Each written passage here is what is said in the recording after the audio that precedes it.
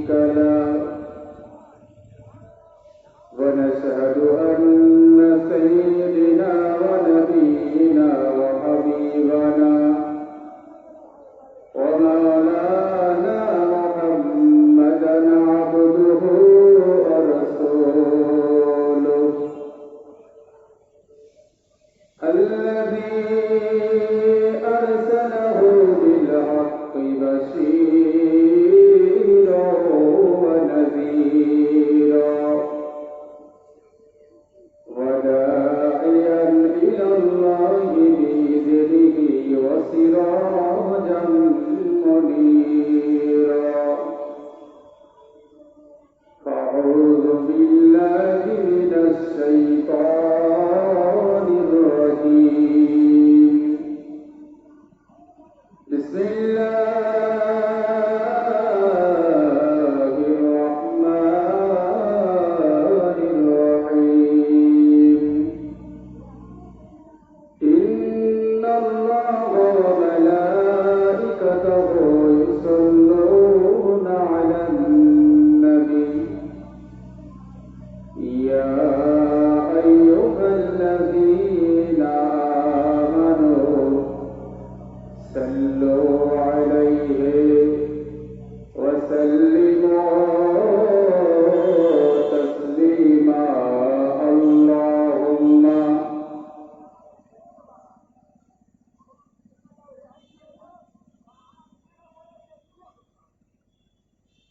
وعلى آل سيدنا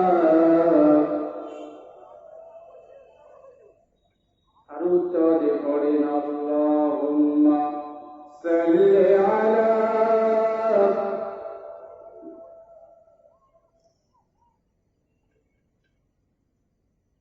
وعلى آل سيدنا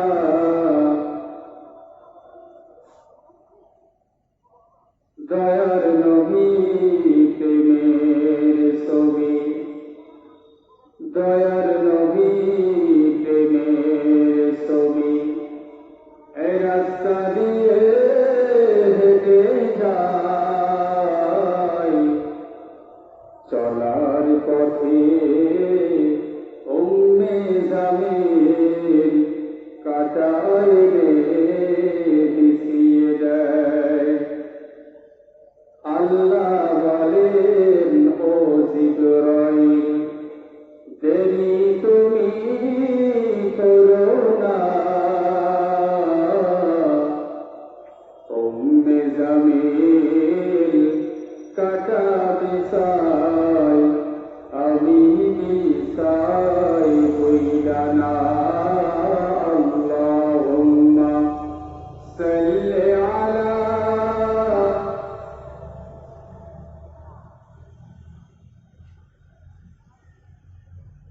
وعلى آل سيدنا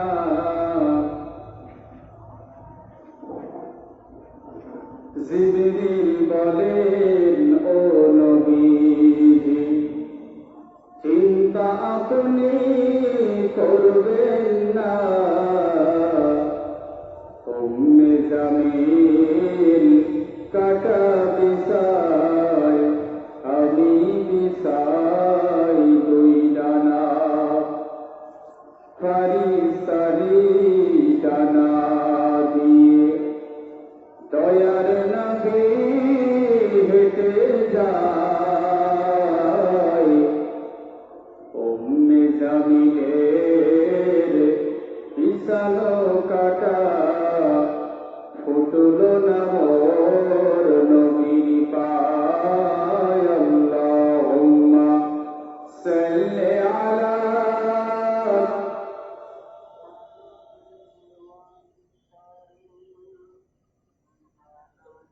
وعلى آل سيدنا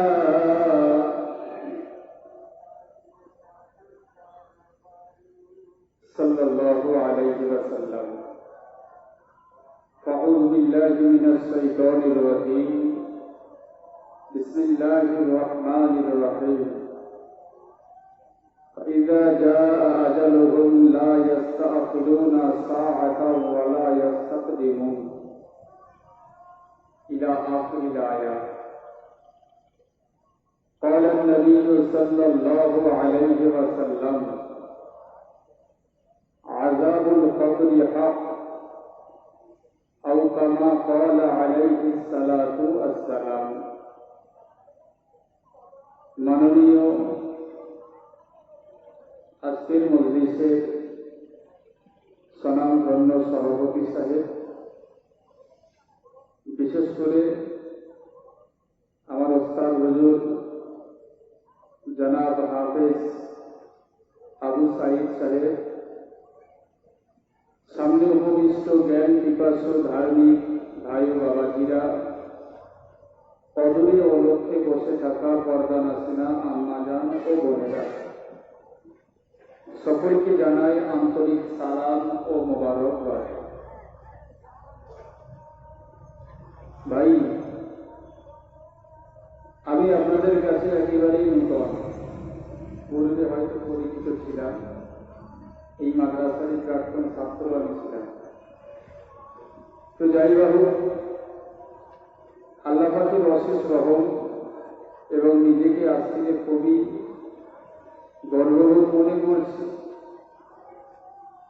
যে মাদ্রাসায় পূর্বে আমি পড়েছিলাম, মহান আল্লাহ আজকেরই সেই মাদ্রাসার বক্তা হিসাবে আমাকে আনিয়েছেন এবং আপনাদের দুটি কথা সংবাদ তৌফিক এনায়েত করেছেন। সেই রব্বুল আলামিনের দরবারে সকলেই ভক্তি ভরে একবার শুকরিয়া জ্ঞাপন করি, সকলে বলি আলহামদুলিল্লাহ।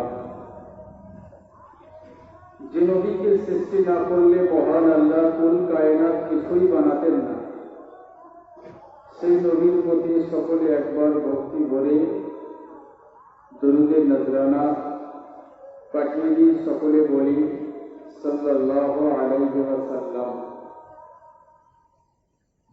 আমার পূর্বে অনেক বক্তা ওয়াজ নসিহত করেছেন, আমার পরেও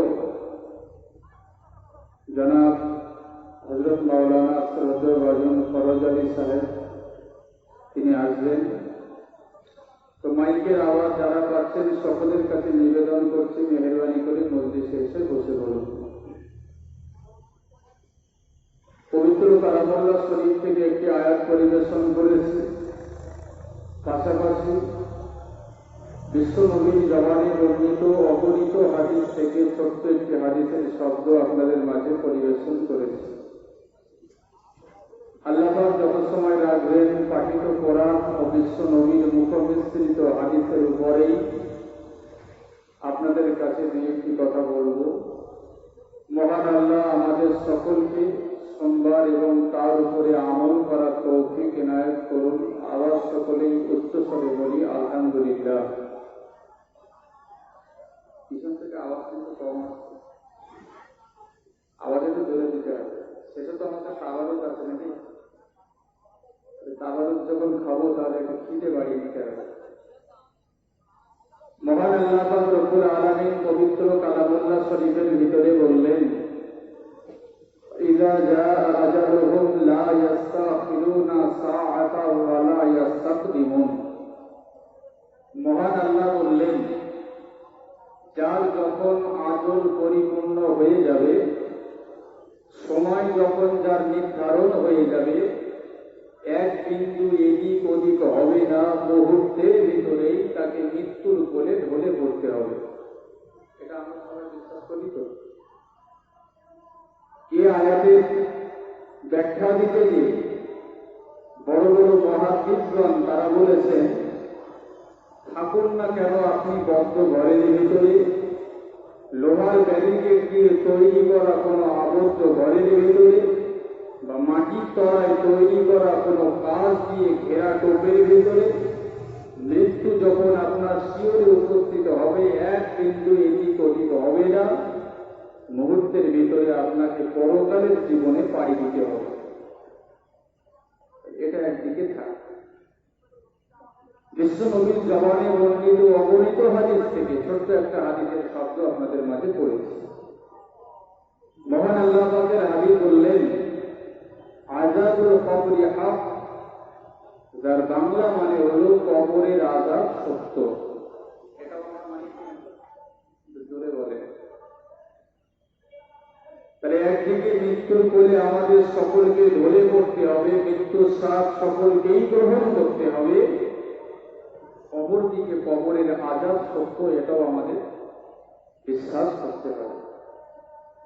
আজকের এই মাদ্রাসা প্রাঙ্গণে জানার মাজার রয়েছে শাহ সফি আলহাজ সারাফাত হোসেন সাহেব, তিনি আমার সম্পর্কে নানাজি ছিলেন। তার জন্য দোয়া করি, আল্লাহ তাআলা জান্নাত বাসী করুন। সকলে বলি আল্লাহুম্মা আমিন। তো সকলেই আমরা চলে যাব, কিন্তু পরকালের যে পাথেয় সঞ্চয় আমরা যদি সাধ্যমতো না নিয়ে যেতে পারি, নিঃসন্দেহে আল্লাহ পাকের দরবারে আমাদেরকে চরম ফাঁকা করতে হবে। একটু উদাহরণস্বরূপ আপনাদের বলি, ভাই ধরেই নিন আগামীকাল ঈদের দিন।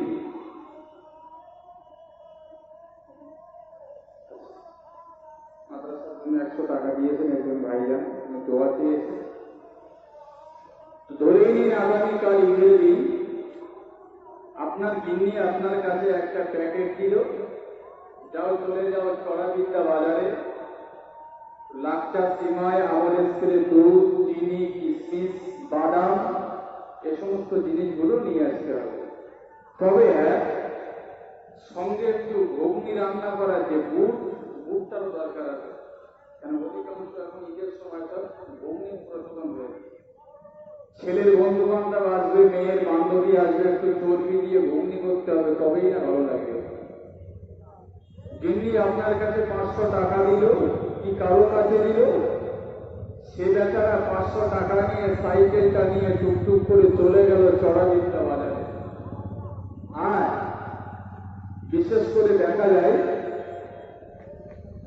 বাজারে যে সমস্ত চায়ের দোকানগুলো আছে, কিছু কিছু তাসের আসর এই চায়ের দোকানকে কেন্দ্র করেই বসে। যে বেচারা গিয়েছে বাজার করতে, এ একটা বড় তাস খেলার প্লেয়ার। এখন বন্ধুরা যারা খেলা করছে ওরা বলছে আয় না এক রান খেলে যায়, এ বলছে না 500 টাকা এনে যদি হেরে যায়, বলে আরে কালকে ঈদের দিন 500 টাকা দিয়ে খেলা, হয়তো 1000 টাকা হবে, আল্লাহ রহমত করে। এরকম কথা হয় না, হয় না মুসলমানের মুখ দিয়ে। অনেকে গ্রাম বোর্ডের এসআইকে টোকা মারে বিসমিল্লাহ বলে শোনা যায়।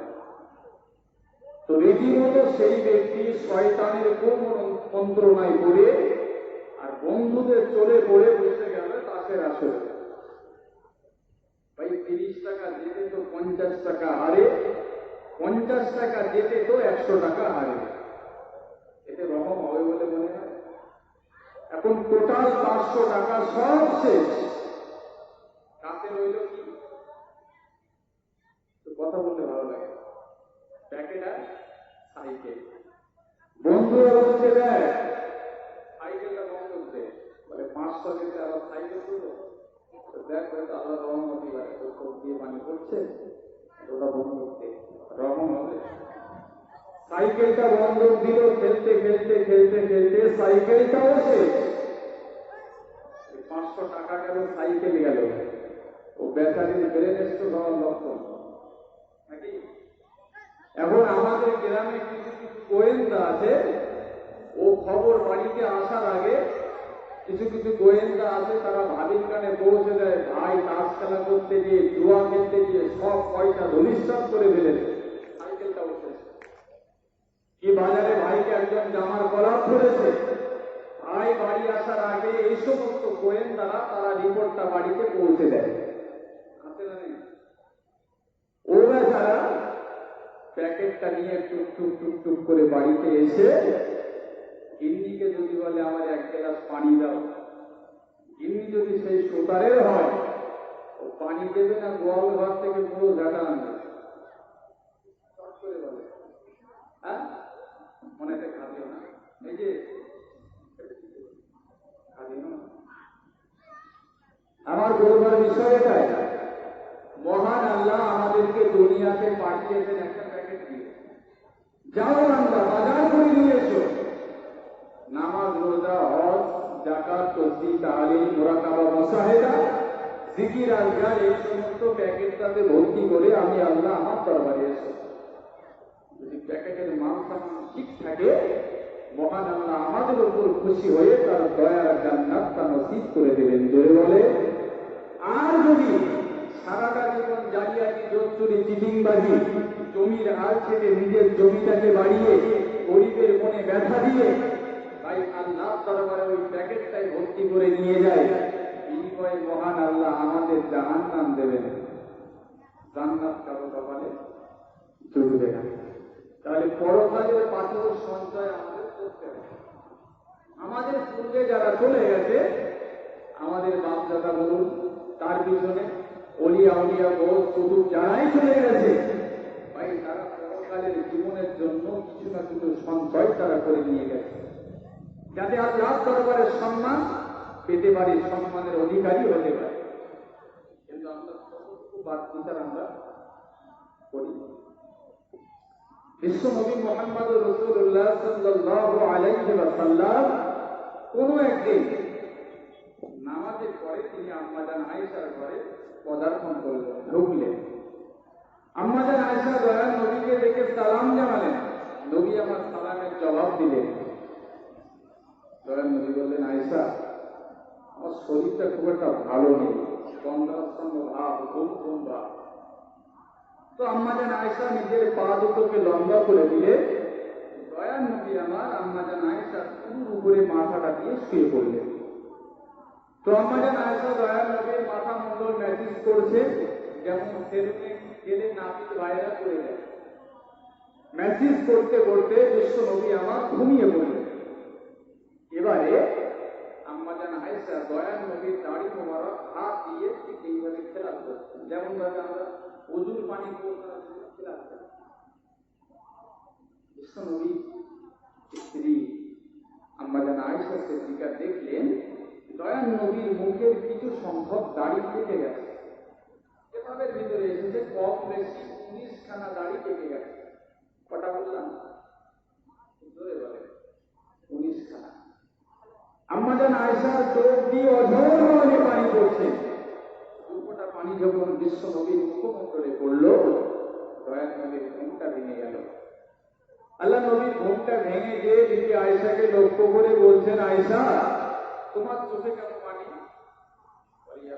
আপনি আমার উপরে মাথা করেছিলেন, আমি আপনার দাড়ি মোবারক খেলার মাথা মোবারক প্র্যাকটিস করছিলাম, তারপরে আপনার দাড়ি মোবারক খেলার করতে গিয়ে দেখতে পেলাম আপনার মুখে কিছু সংখ্যক দাড়ি কেটে গেছে। হুজুর, আমি মনে মনে এটাই ভেবেছি যে দুনিয়াতে হয়তো আপনি আর বেশি দিন থাকবেন না, দাড়ি পাকা যখন শুরু হয়ে গেছে আপনার থাকার আর বেশি দিন সময় নেই।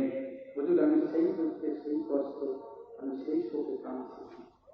আমাদের অনেকের মুখের দাড়ি থেকে সাদা হয়ে যায়, আমাদের দিনগুলো কাঁদে। আচ্ছা, আপনারা যা কথা বলছেন, আমি বিজেপি বাড়িয়ারি করি, মনে হচ্ছেন আমি বিজেপি আপনাদের সবাই পেয়েছি। একটু সম্পর্ক ভালো রাখেন। আর মুসলিম অপর মুসলিম, এক মুসলমান অপর মুসলমানের ভাই। তো দয়াল নবী বিবি আয়েশাকে লক্ষ্য করে বললেন, আয়েশা, তুমি কি জানো একটা মানুষের মৃত্যুর সময়, সে যখন মৃত্যুর শয্যায় মুমূর্ষু ব্যক্তি, কিছুক্ষণ পরে আজরাইল তার জাহানটাকে কব্জা করে নেবে, এই সময়ে ওই মানুষটার কতটা পরীক্ষার মুখে পড়তে হয়। আর তুমি আমার দাড়ি মোবারক পাকা থেকে কাঁদছো। আমাদের আয়েশা বলেন, হুজুর, আমার থেকে আল্লাহ আল্লাহ নবী ভালোই জানেন। জোরে বলুন, হুজুর, আপনি তো বলুন না মানুষের মৃত্যুর সময় কেমন কষ্ট হয়। হুজুর, এটা আমি জানতে চাই।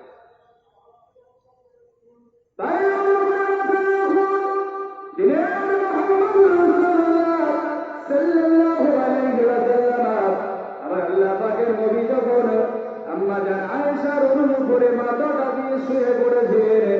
আল্লাহ পাকের নবীর বিবি দয়াল নবী মাথা মন্ডল ম্যাসেজ করতে শুরু করে দিয়েছিলেন।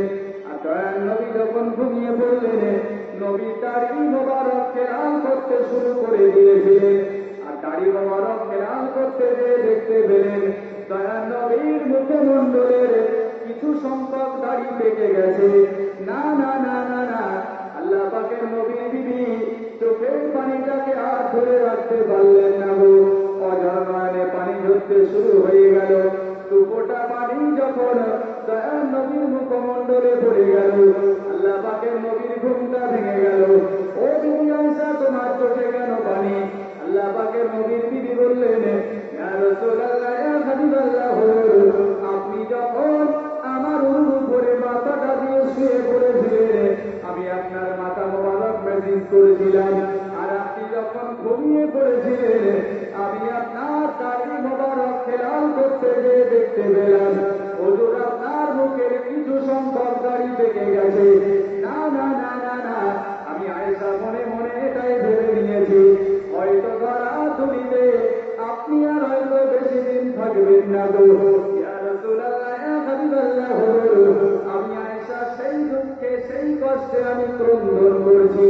আল্লাহ পাকের নবী বললেন, বিবি আয়েশা মনে রাখো, আজকে তুমি আমার দাড়ি মোবারক পাকা দেখে কাঁদছো, কিন্তু তুমি কি বলতে পারো, একটা মানুষের যখন মৌতের সময় হয়ে যায়, মৌতের জাকানদানি যখন তার শুরু হয়ে যায়, ওই মানুষটা কি এমন পরীক্ষার ভিতরে পড়তে হয়।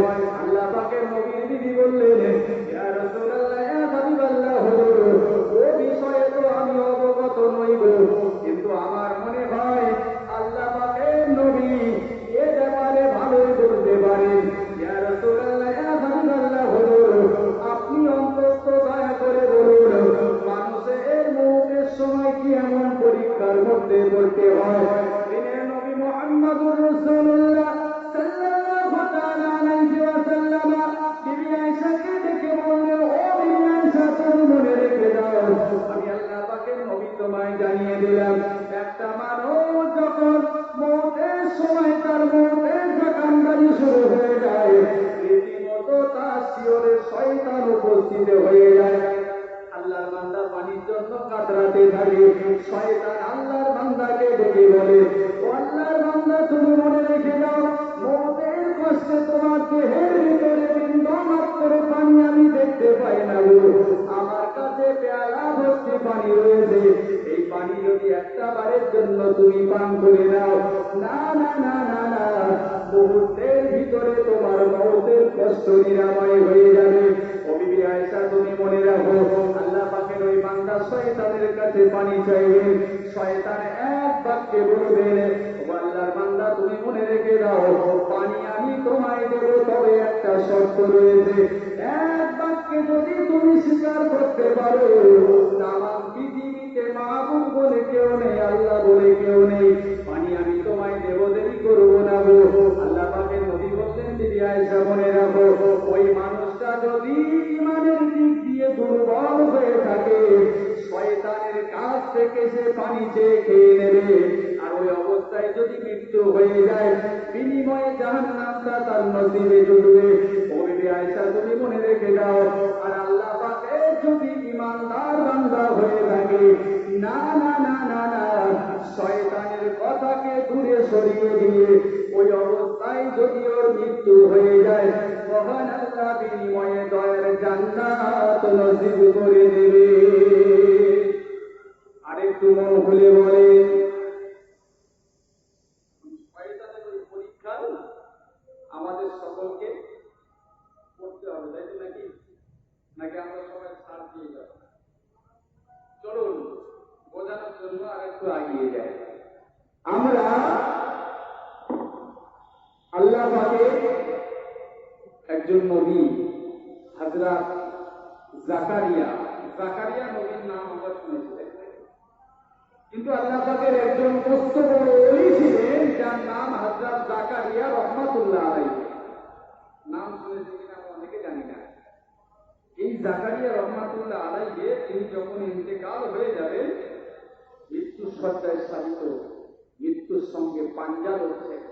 আচ্ছা, মৃত্যুর সঙ্গে তো পাঞ্জা লড়তে পারে? জোরে বলেন। কিন্তু আমরা কথাটা কেন বলি, ওই মানুষটা আপ্রাণ চেষ্টা করে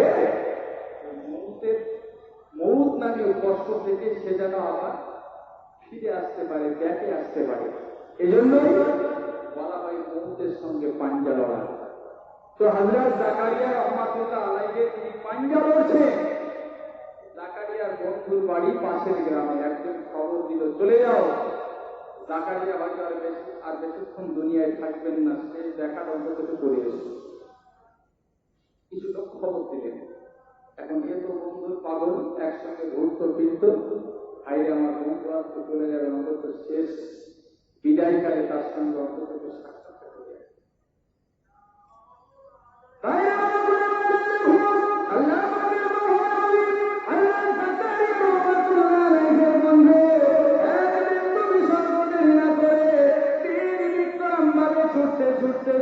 ছুটতে হযরত জাকারিয়ার বাড়িতে পৌঁছে গেলেন। আর জাকারিয়ার মুখটা ডান দিকে ঘোরানো ছিল। হযরত জাকারিয়া বড়ই কষ্ট পাচ্ছিল। হযরত জাকারিয়ার বন্ধু চলে গেলেন জাকারিয়ার পাশে, তার ডান পাশে বসে পড়লেন, আর কয় সাদা শোনাতে লাগলেন, আশহাদু আল্লা ইলাহা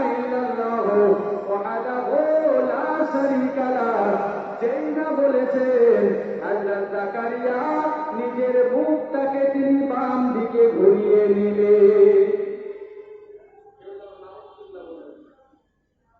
আমরা মুহূর্তের সময় মানুষের পাশে যাই, কলেমা শোনাই, অনেক কিছুই শোনাই।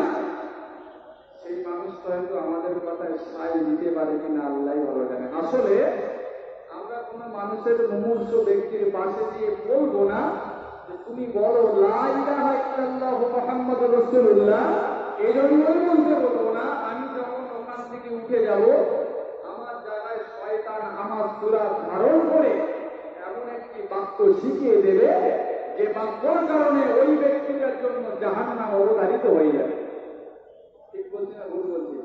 দয়াকরি হাদিস শরীফে বললেন, মান রাআনি ফিল মানামি ফাকাদ রাআল হক, যে আমাকে স্বপ্নে দেখলো আমি নবী, সে আমাকে অবশ্যই বা সত্য স্বপ্নেই দেখিল। জোরে বলুন।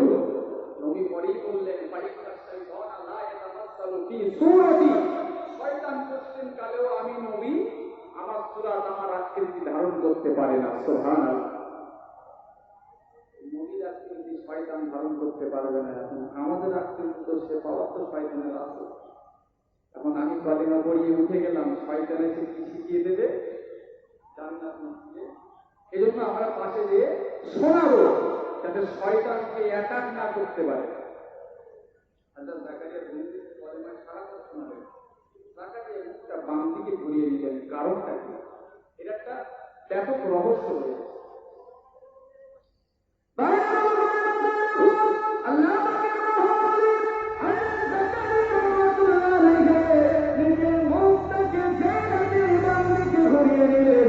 জাকারিয়ার বন্ধু দেরি করলেন না, আবার তিনি বাম পাশে চলে গেলেন। হযরত জাকারিয়াকে আবার কলেমায়ে শাহাদাত শোনাতে লাগলেন। আশহাদু আল্লা ইলাহা ইল্লাল্লাহু ওয়াহদাহু লা শারীকা লাহু, যেই না বলেছেন হযরত জাকারিয়া নিজের মুখটাকে আবার ডান দিকে ঘুরিয়ে নিলেন। জাকারিয়ার বন্ধু বড় চিন্তায় পড়ে গেল। আমি জাকারিয়ার পাশে এসে কলেমায়ে শাহাদাত শোনাচ্ছি, কিন্তু জাকারিয়া মুখটা কেন বাম দিকে ঘোরালো? আমি আবার বাম দিকে চলে আসলাম, আবার তাকে কলেমায়ে শাহাদাত শোনালাম, কিন্তু না না না না না, সে নিজের মুখটাকে আবার সে ডান দিকে ঘুরিয়ে নিল। এর কারণটা কি আমার বুঝতে বড় অসুবিধা হয়ে যায়। হযরত জাকারিয়ার বন্ধু চিন্তা করলেন না, আবার জাকারিয়া ডান পাশে চলে এলেন, আবার কলেমায়ে শাহাদাত শোনাতে লাগলেন। আশহাদু আল্লা ইলাহা ইল্লাল্লাহু ওয়াহদাহু লা শারীকা লাহু, যেই না বলেছে হযরত জাকারিয়া মুহূর্তের ভিতরে বলে দিলেন, এই কথাটি আমি বলতে পারবো না। কোন কথাটি বলতে পারবে না? কলেমায় তাই মনে হচ্ছে নাকি যে কলেমায়ে শাহাদাত প্রথমবার শোনালেন, মুখ ঘোরালেন, দ্বিতীয়বার শোনালেন, ফের মুখ ঘোরালেন, তৃতীয়বার যখন শোনালেন তিনি এক বাক্যে বললেন, এই কথাটি আমি বলতে